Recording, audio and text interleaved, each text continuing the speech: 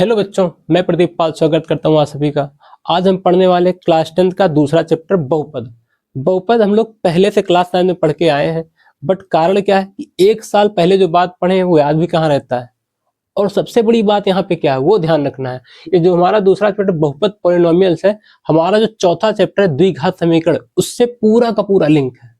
पूरा का पूरा मतलब जितना हम लोग यहाँ पढ़ने वाले हैं, जितना पोर्शन, वो सब पोर्शन चौथे चैप्टर में फिर मिलेगा। तो इतने अच्छे से पढ़ना, इतने सरल तरीके से पढ़ना कि हम यहाँ भूलें ना। अगर ये भूल जाएंगे, अगर इसमें दिक्कत आएगी, तो चौथा चैप्टर हमारा वैसे नहीं समझ में आने वाला।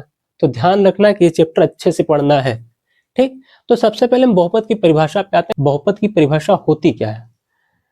ऐसे बीजीय व्यंजक जिसमें चर की घात पूर्ण संख्या हो।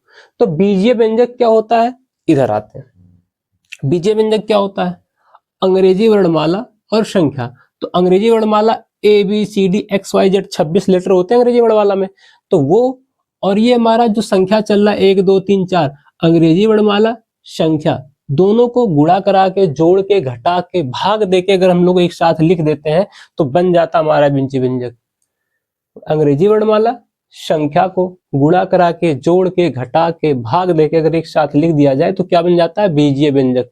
वही लिखा गया 3x - 2, 3 और x का गुणा कराया गया, फिर -2 कर दिया गया, पहला बीजीय व्यंजक मिल गया।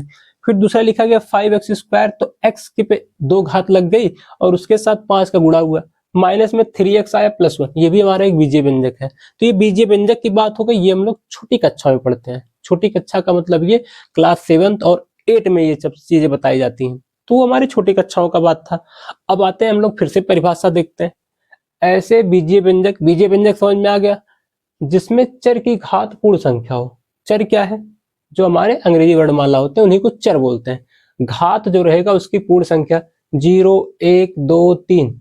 सबसे बड़ी बात ये होती है जो पूर्णांक होते हैं वो क्या होते हैं, जो पूर्ण संख्या होती है वो क्या होती है। तो पूर्ण संख्या 0 से स्टार्ट होती है, यही हमें ध्यान रखना है। तो हम इसी बीजीय व्यंजक में देख ले चर की घात क्या। देखो चर की घात, चर देखना क्या, x, x की घात 1, चर क्या देखना, x², उसकी घात 2। तो यही हमारा जो चर दिखेगा उसकी घात ही देखनी है। ये हमारा बीजीय व्यंजक का समझाने का तरीका था। आते हैं बहुपद का एग्जाम्पल लेते हैं। बहुपद पहचानें कैसे? परिभाषा के अकॉर्डिंग जो हमारा बहुपद होगा वो कैसे होगा वो देखते हैं। तो परिभाषा जो हमारा बोल रहा था उसमें हमें क्या देखना है, चर, और चर की घात क्या देखनी है, पूर्ण संख्या। हमारा पहला जो लिखा गया 1/x - 1, तो इसमें क्या देख रहे हैं, x नीचे आ गया, और जब भी x बटे में आएगा, हर में आएगा, तो क्या होगा, बहुपद नहीं होगा। क्योंकि जब ये हर में आ रहा है तो इसको जब ऊपर ले जाएंगे तो उसकी घात क्या हो जाती है, माइनस। जैसे ये हमारा लिखा है, तो अगर इसको ऊपर ले जाएंगे जब घात ही माइनस हो जाएगी तो वो घात माइनस होने के बाद पूर्ण संख्या बनेगा नहीं, तो ये हमारा क्या होगा, बहुपद नहीं होगा, ठीक। ऐसे यहाँ लिखा गया √x + 2, तो √x को थोड़ा सा अगर मैं सिंप्लीफाई कर दूं तो रूट का मतलब क्या होता है, घात को आधा करना, प्लस में 2। अगर x की घात आधी हो जा रही तो पूर्ण संख्या है वो नहीं है, तो ये भी हमारा बहुपद नहीं है, ठीक। फिर तीसरा लिखा गया x 1/x, अभी बताया x बटे में नहीं आना चाहिए, तो ऊपर ले जाएंगे भैया अगर इसका, तो जो घात नीचे चल रहा प्लस एक ऊपर जाएगा क्या हो जाएगा, -1, ये हो जाएगा। तो ये भी हमारा बहुपद नहीं है।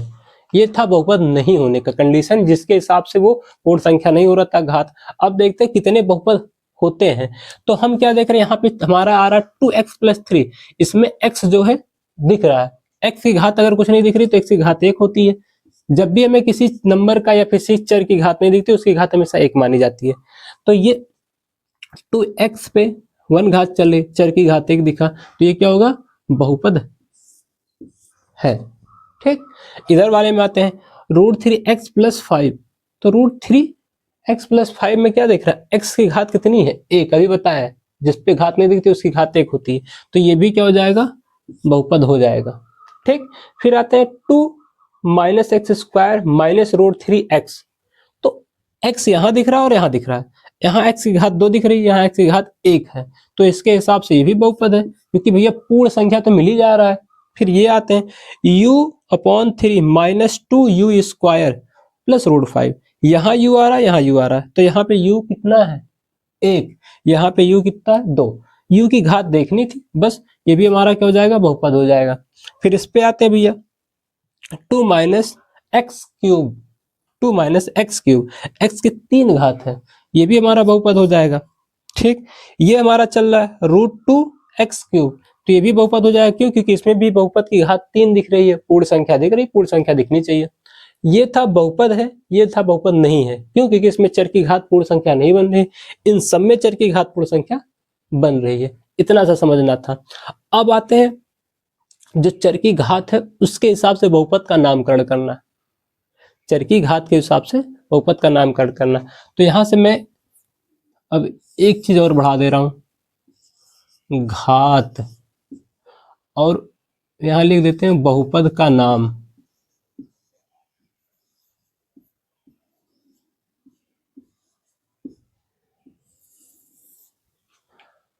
अगर घात 1 है, जैसे यहां दिख रहा है चर की घात 1 है, चर की घात जब 1 होगा तो उसमें लिखा गया है घात 1 है, तो इसको हम बोलते हैं रैखिक बहुपद हो जाएगा ये। ठीक, एक घात जब भी आएगा तो उसके लिए हम रैखिक वर्ड यूज करते हैं। फिर उसके बाद देख रहे हैं यहां भी चर की घात 1 आ रहा है, तो ये भी घात 1 है, इसको बोलेंगे हम लोग, ये भी हमारा क्या हो जाएगा, रैखिक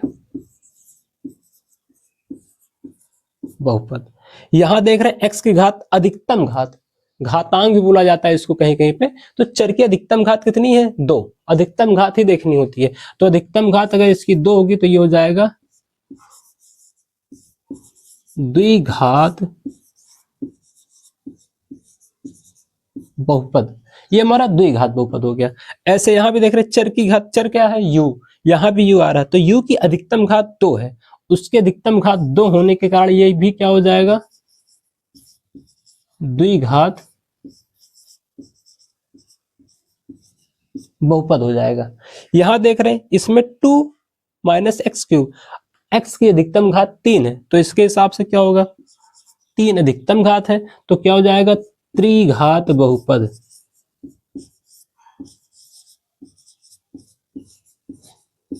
ठीक, ये आते भैया √2 एक्स क्यूब। √2 एक्स क्यूब होने का मतलब क्या है, इसमें देख रहे हैं एक्स की घात 3 है, तो ये भी क्या हो जाएगा, त्रिघात बहुपद। यहां हम लोग बहुपद का जो नामकरण कर रहे हैं किससे कर रहे हैं, चर की घात के हिसाब से। चर की घात 1 रैखिक बहुपद, चर की घात 2 द्विघात बहुपद, चर की घात 3 त्रिघात बहुपद। ये हमारे सिलेबस का हिस्सा है, इसी का आएगा, इसी पे ध्यान रखना है। तो अगर ये वीडियो भैया आपको पसंद लगा हो तो चैनल को सब्सक्राइब कर दीजिएगा, वीडियो को लाइक कर दीजिएगा।